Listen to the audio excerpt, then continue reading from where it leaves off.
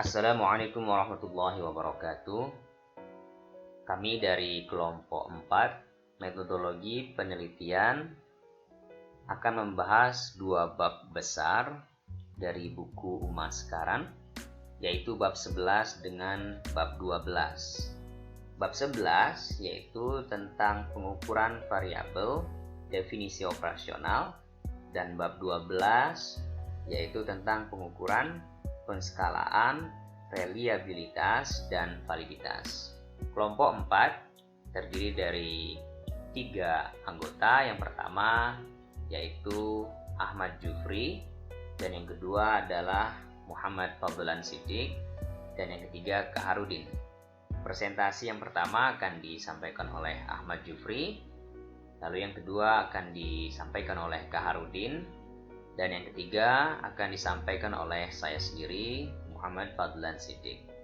Langsung saja kita dengarkan presentasi yang pertama oleh Ahmad Jufri. Assalamualaikum warahmatullahi wabarakatuh. Perkenalkan, nama saya Ahmad Jufri. Di sini saya akan menjelaskan beberapa topik penting dalam metode penelitian bisnis, yaitu di bab 11 pengukuran variabel, di mana kita akan menjelaskan tentang definisi operasional. Baik, untuk selanjutnya kita akan belajar tentang bagaimana variabel itu diukur. Nah, aspek penting dalam penelitian adalah mengukur variabel. Biasanya pengukuran ini dilakukan pada penelitian eksperimen dan lapangan, di mana instrumen yang digunakan adalah kuesioner. Nah, informasi dari hasil kuesioner tadi akan diukur, kemudian dilakukan hipotesis untuk menemukan jawaban dari penelitian itu. Nah, untuk menguji sebuah hipotesis bahwa variabel X mempengaruhi variabel Y, maka caranya adalah mengukur X dan Y terlebih dahulu. Nah, pengukuran itu sendiri adalah pemberian nilai, angka, atau simbol lain terhadap sebuah ciri-ciri dari suatu objek sesuai dengan peraturan atau kaidahnya. Mungkin yang dimaksud di sini adalah skala dan tekniknya gitu.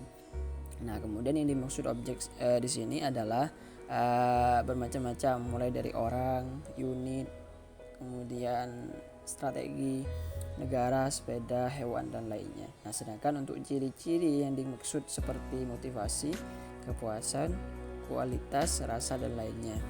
Nah, untuk melakukan pengukuran, kita membutuhkan objek, ciri dari objek tersebut, dan juga seorang penilai. Nah, penilai itu sendiri adalah orang yang memiliki kemampuan dan pengetahuan yang diperlukan untuk menilai ciri dari suatu objek. Kebanyakan antara penilai dan objek adalah orang yang sama. Misalnya mau mengukur kesenangan berbelanja dari seorang wanita. Nah, wanita di sini berstatus sebagai objek sekaligus penilai dari kesenangan belanjanya sendiri gitu. Nah, ciri atau atribut dari objek dapat diukur secara fisik menggunakan beberapa instrumen, misal panjang dan lebar gitu. Sedangkan untuk atribut yang lebih abstrak dan subjektif, pengukurannya akan lebih sulit diukur gitu. Contohnya motivasi, kesenangan, minat, kesadaran, dan lainnya. Nah, sederhananya begini. Ada beberapa variabel yang mudah diukur dengan menggunakan alat yang tepat, semisal pada objek manusia seperti tekanan darah, detak jantung, suhu tubuh, dan lainnya yang dapat diukur dengan alat. Namun ketika variabelnya berupa perasaan, sikap, dan persepsi seseorang yang subjektif, maka pengukuran ini akan menjadi sulit. Nah, kemudian selanjutnya adalah tentang definisi operasional, inti dari bab ini gitu. Nah, karena kurangnya alat untuk mengukur variabel yang masih bersifat abstrak dan subjektif, kita dapat mengukur variabel tersebut adalah dengan menguraikannya menjadi sikap dan perilaku yang dapat diamati. Misal untuk mengukur rasa haus, kita dapat menghitung berapa botol air yang dihabiskan gitu. Karena rasa haus adalah hal yang masih abstrak, maka untuk mengukurnya adalah dengan memperhatikan reaksi seperti berapa ukuran air yang dihabiskan. Nah, cara seperti ini disebut mengoperasionalkan konsep gitu. Aspek yang diperhatikan dalam operasionalisasi adalah aspek perilaku dan sifat yang ditunjukkan oleh konsep tersebut. Nah, kemudian langkah-langkah dalam operasionalisasi konsep adalah sebagai berikut. Pertama, menyatakan definisi ide yang mau kita ukur. Kemudian yang kedua, memikirkan instrumen apa yang tepat untuk mengukurnya. Yang ketiga, format respon atau skala yang digunakan diperlukan. Kemudian yang terakhir, menilai validitas dan reliabilitas dari skala tersebut. Kemudian di sini kita akan belajar dimensi dan elemen. Nah, terkadang suatu ide atau konsep memiliki lebih dari satu dimensi. Nah, untuk membuat skala pengukuran yang valid, maka kita harus membuat instrumen atau pertanyaan atau poin-poin atau elemen yang dapat mengakomodir semua dimensi itu. Nah, kemudian bagaimana mengoperasionalkan konsep yang multidimensional atau mempunyai banyak dimensi. Di sini satu contoh adalah motivasi pencapaian. Nah, misal yang mau kita uji hubungan antara gender dan motivasi pencapaian. Nah, untuk mengukur gender kita tidak akan kesulitan karena pilihannya cuma 2 dan bisa dilihat secara fisik. Namun kita akan mengalami kesulitan ketika akan mengukur motivasi pencapaian, karena konsep dari motivasi pencapaian masih abstrak dan setiap orang beda-beda atau subjektif. Nah, dalam mengukurnya kita harus menemukan dimensi, aspek dan perilaku dari konsep itu terlebih dahulu untuk menemukan apa sisi penting yang perlu kita dapatkan. Kemudian setelah itu, gunakan tinjauan literatur untuk menemukan apakah ada ukuran yang sudah diterapkan oleh seseorang sebelumnya gitu. Nah, literatur ini bisa berupa jurnal, buku, panduan skala, dan artikel empiris. Nah, menggunakan skala pengukuran yang sudah ada memberikan beberapa keuntungan. Pertama, menghemat banyak waktu dan tenaga. Kemudian yang kedua, memverifikasi temuan orang lain dengan menggunakannya. Nah, intinya gini, kita ingin mengukur sesuatu hendaknya mencari informasi terlebih dahulu dari jurnal-jurnal ilmiah sebelumnya apakah sesuatu tersebut sudah ada yang mengukur sebelumnya. Jika ada, gunakan ukuran tersebut. Namun jika tidak ada, maka kita harus menguraikan konsep tersebut menjadi perilaku yang dapat diamati. Nah, dimensi dan elemen motivasi pencapaian. Setelah kita menguraikan konsep motivasi pencapaian, kita sudah menemukan 5 dimensi. Semisal selalu memacu diri sendiri untuk bekerja keras, sulit untuk merasa rileks, lebih memilih untuk bekerja sendiri ketimbang dengan tim atau kelompok, kemudian suka dengan pekerjaan yang menantang dan meminta pendapat orang lain terkait pekerjaannya atau hasil dari pekerjaannya gitu. Namun kelima hal tersebut masih berupa dimensi yang abstraksinya sedikit berkurang. Kita perlu menguraikan kembali menjadi elemen perilaku yang dapat diukur. Contoh misal dari dimensi memacu diri sendiri untuk bekerja keras. Nah, dapat diuraikan menjadi elemen perilaku semisal bekerja sepanjang waktu, kemudian enggan tidak masuk kerja. Kemudian yang ketiga adalah gigih. Contoh misalnya dalam elemen bekerja sepanjang waktu, kita dapat mengukur berapa jam waktu yang dihabiskan untuk bekerja selama jam kerja, di luar jam kerja, di tempat kerja, dan di rumah. Nah, satuan jam inilah yang dapat kita kuantitatifkan atau ukur. Contoh lagi misal elemen enggan tidak masuk kerja, kita dapat mengukurnya dari berapa jumlah dia absen dalam beberapa bulan dan alasannya apa gitu. Kemudian yang terakhir, apa yang tidak termasuk operasionalisasi. Nah, yang perlu diingat bahwa operasionalisasi tidak menjelaskan korelasi konsep. Misalnya prestasi atau kinerja bukanlah dimensi dari motivasi pencapaian. Jadi mengoperasionalkan satu konsep itu bukanlah menggambarkan alasan, latar belakang, konsekuensi atau mengorelasikan konsep, akan tetapi menjelaskan karakteristik yang dapat diamati sehingga dapat mengukurnya. Nah, dengan mengoperasionalkan konsep dengan benar, kita akan mendapatkan ukuran yang valid dan akan mendapatkan data yang baik gitu. Nah, selanjutnya kita akan membahas dimensi internasional dari definisi operasional itu sendiri. Nah, dalam penelitian lintas budaya, sebagaimana dijelaskan sebelumnya bahwa satu kata yang sama dapat memiliki makna yang berbeda. Nah, sebagaimana dalam operasionalisasi konsep, sebuah variabel dapat memiliki makna dan konotasi berbeda dalam kebudayaan yang berbeda. Nah, hal terpenting yang perlu diperhatikan peneliti lintas budaya dalam mengoperasionalkan konsep adalah memahami istilah-istilah tertentu dengan menggunakan bantuan sarjana lokal gitu. Bismillahirrahmanirrahim. Assalamualaikum warahmatullahi wabarakatuh. Bab 12 yaitu pengukuran, penskalaan, reliabilitas dan validitas. Pengukuran yaitu berarti mengumpulkan data dalam bentuk angka. Untuk dapat memberikan angka ke atribut objek kita membutuhkan skala. Selanjutnya, skala.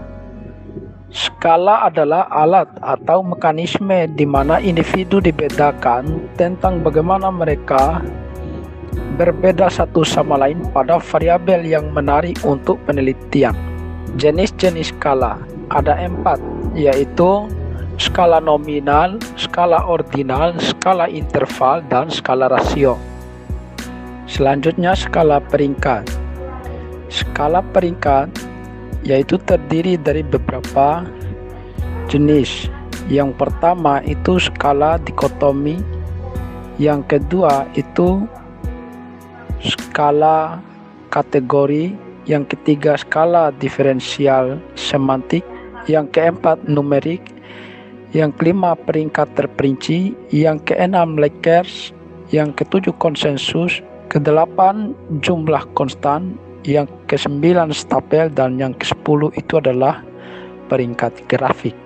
Skala dikotomi yaitu skala yang digunakan untuk mendapatkan jawaban ya atau tidak, sementara skala diferensiasi semantik yaitu beberapa atribut bipolar diidentifikasi pada skala ekstrem dan responden diminta untuk menunjukkan sikap mereka pada apa yang disebut ruang semantik terhadap individu, objek atau peristiwa tertentu pada setiap atribut.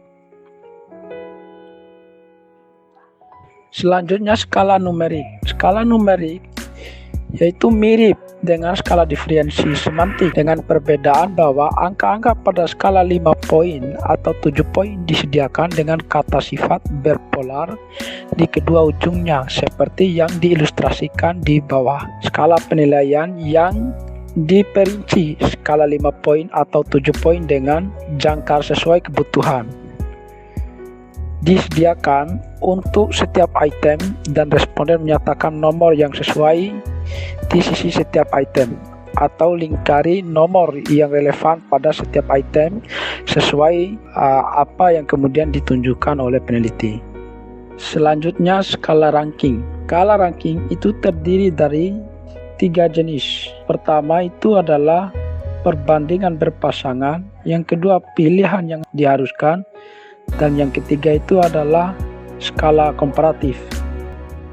Assalamualaikum warahmatullahi wabarakatuh. Saya Muhammad Fadlan Sidik. Melanjutkan presentasi sebelumnya, di sini kita akan membahas terkait dengan dimensi internasional. Dalam penelitian lintas budaya, penskalaan juga penting untuk diperhatikan. Bukan hanya kata atau istilah tertentu, skala juga bisa jadi berbeda di antara satu negara dengan negara lain. Selain kepekaan terhadap definisi operasional konsep dalam budaya lain, masalah penskalaan juga perlu ditangani dalam penelitian lintas budaya. Budaya yang berbeda bereaksi berbeda terhadap masalah penskalaan. Misalnya, skala 5 poin atau 7 poin mungkin tidak membentuk pembedaan di Amerika Serikat, tetapi bisa dalam tanggapan subjek di negara yang berbeda. Perry tahun 1969 menemukan bahwa di beberapa negara skala 7 poin lebih sensitif daripada skala 4 poin dalam memunculkan tanggapan yang tidak bias. Berikutnya kita bicara soal ketepatan pengukuran. Dibagi menjadi 3, yaitu analisis soal, validitas, dan reliabilitas. Pertama yaitu analisis soal atau analisis item. Analisis item dilakukan untuk melihat apakah item-item pada instrumen tersebut ada atau tidak ada. Setiap item diperiksa kemampuannya untuk membedakan antara subjek yang skor totalnya tinggi dan subjek yang skor totalnya rendah. Dalam analisis item, nilai tengah antara kelompok skor tinggi dan kelompok skor rendah diuji untuk mendeteksi perbedaan yang signifikan melalui nilai T.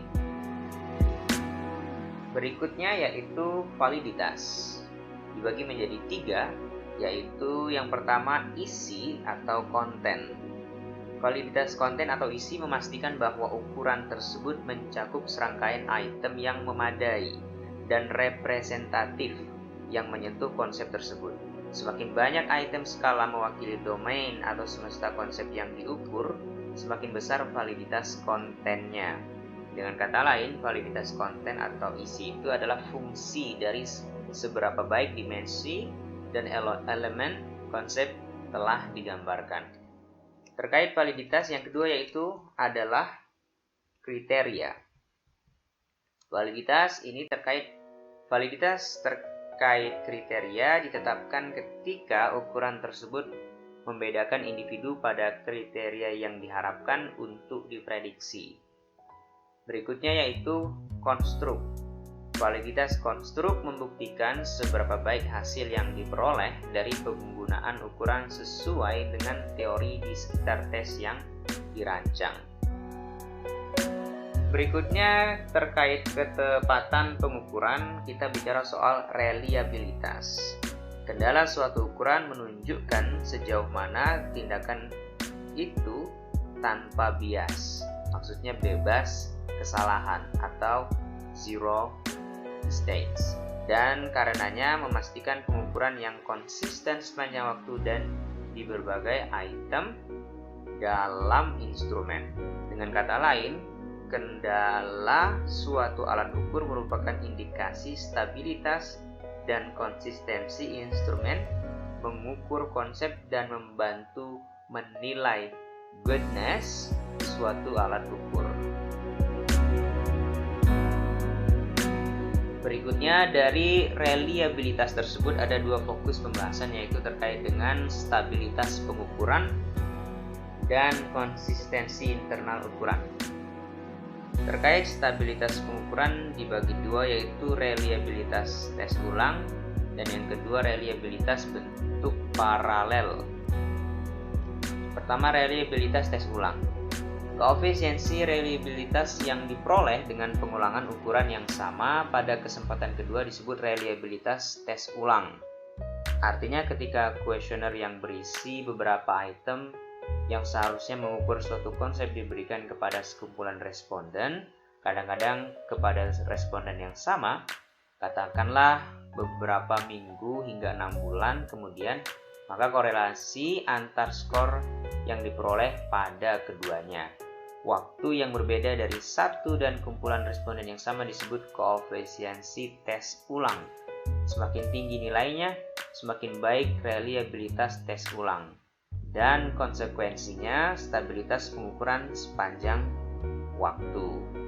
Berikutnya, reliabilitas bentuk paralel.